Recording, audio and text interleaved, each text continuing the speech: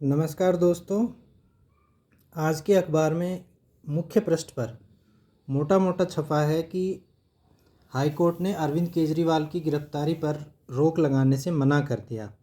इस मामले में अगर आप देखेंगे तो पता चलेगा कि हाई कोर्ट ने जो तर्क दिए हैं, जो जो बिंदु रखे हैं, वो बहुत ही गंभीर हैं।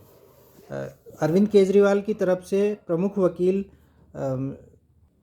अभिषेक मनु सिंघवी जिरह कर रहे थे, लेकिन उनकी एक भी दलील, आप देख सकते हैं, एक भी दलील कोर्ट ने नहीं मानी। कोर्ट ने साफ कहा है कि इस मामले में आम आदमी पार्टी एक लाभार्थी है और गोवा चुनाव में उस पैसे का उपयोग किया गया। उस समय जिस समय ये हो रहा था तब अरविंद केजरीवाल ही आम आदमी पार्टी के कर्ता धर्ता थे, प्रमुख थे। इस प्रकार से जो आम आदमी पार्टी, जो लोग ये दावा कर रहे थे कि उनको झूठा फंसाया गया है, उनके बीजेपी ने जानबूझकर ये षड्यंत्र रचा है, ऐसा अब कुछ भी नहीं है। कोर्ट ने के पास इस बात के पुख्ता साक्ष्य हैं कि इस मामले में आम आदमी पार्टी व अरविंद केजरीवाल ने घोटाला किया है।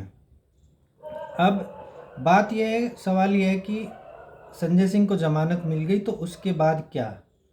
उसके बाद आम आदमी पार्टी में सत्ता का जो अंदरूनी संघर्ष है वह और भी बढ़ेगा।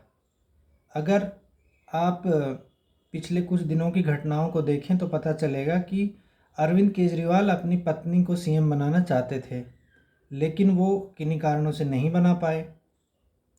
एक पक्ष ये है। दूसरा पक्ष ये है कि राघव चड्ढा और पंजाब के मुख्यमंत्री भगवंत सिंह मान इस मामले से कोसों दूर हैं। उन्होंने पार्टी को कहीं भी डिफेंड नहीं किया। हर बात में प्रेस कॉन्फ्रेंस व ट्वीट करने वाले राघव चड्ढा इस समय कहाँ पर हैं किसी को पता नहीं है, और उन्होंने पार्टी का पक्ष बहुत गंभीरता से नहीं रखा है इस विषय में। दूसरा जो एक पावर सेंटर कह सकते हैं वो था आतिशी और सौरभ भारद्वाज का।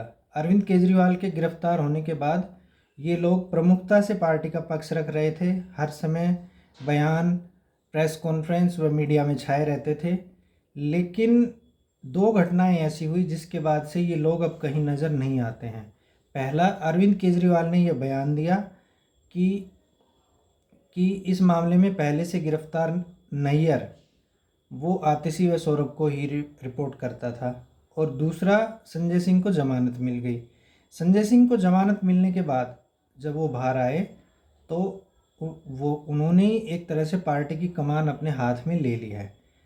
इन दो घटनाओं के बाद सौरभ व आतिशी लगभग परिदृश्य से गायब हैं। वो किसी तरह अब पार्टी का पक्ष ज़्यादा नहीं रख रहे। उनको यह डर सताने लगा है कि ईडी कब उनको बुलावा भेज दे और वो भी इस मामले में गिरफ्तार न हो जाएं। हाईकोर्ट ने इस मामले में टिप्पणी करते हुए एक और विशेष बात कही है, वो ये कि चूँकि इस पूरे प्रकरण में आम आदमी पार्टी ही एक लाभार्थी थी, तो आम आदमी पार्टी को एक कंपनी की तरह ट्रीट किया जाए और पीएमएलए की धारा में संशोधन करके उस पर भी एक वैसे ही मुकदमा चले जैसे एक कंपनी पर चलाया जा सकता है। कंपनी पर मुकदमा चलाए जाने की दशा में उनके जो प्रमुख कर्ता धर्ता होते हैं वो उन पर कार्रवाई होती है। अब सवाल ये कि अगर पार्टी पर कार्रवाई होगी तो कौन उसके नीति निर्णायक हैं, निर्णय लेने वाले हैं? तथाकथित मैनेजमेंट या उनके अध्यक्ष, सर्वे सर्वा, आला कमान, ये कौन है? कौन लोग डिसीजन लेते थे? वो सब लोग इसके दायरे में आ सकते हैं। तो यह देखना दिलचस्प होगा कि अब कानूनी लड़ाई इसमें आगे कैसे बढ़ती है और हाई कोर्ट का ये निर्णय क्या सुप्रीम कोर्ट में भी टिक पाएगा, क्योंकि इस मामले में संजय सिंह को सुप्रीम कोर्ट से पहले जमानत मिल चुकी है। तो आने वाले समय में ये लड़ाई और भी दिलचस्प होने वाली है। कानूनी तौर से ये लड़ाई लंबी चलेगी और राजनीतिक मुद्दों पर भी इसका अलग तरह से प्रयोग किया जाएगा। तो देखते हैं इसमें आगे अब क्या होता है।